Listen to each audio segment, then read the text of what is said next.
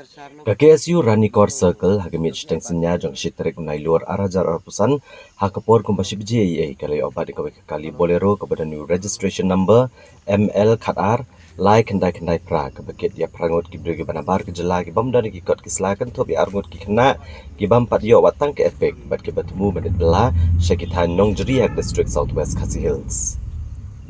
Yakini kibrego na bar jalala yo abad dau pantip simle assistant secretary ke KSU Ranikor Circle rengkat bergit khot. Pada din gejing toket dalam begini gimana bar jala kim dan gikot kisla kum ta kesengkal IT no eki pulet jong ka Ranikor bakin le ke badan kam.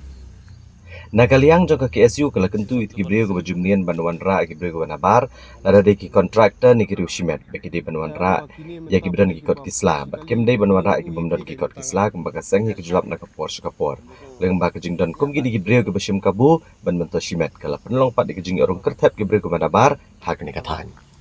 Nakaliang ka Ranikor KSU Ranikor Circle entah kami steng seniang ilai obat ki barjala kumba prangut bawan nasa jela asam ke bagi sembiang di kekot kisla pamentang lawan IT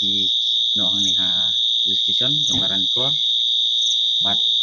kawe nilai kenduru balai lawan lagi inspektor jong kalibor ke balai kila sim jing besar maki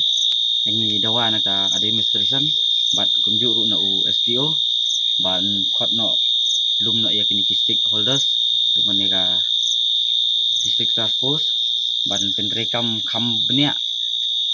bayaka ni sedang tanjungi mar kala jale plat ke influx naki wei ki jala baki wat ha kapor minmit mensyai minmit mendumru kila ya kila yale bandung sini sa ka jaka jungi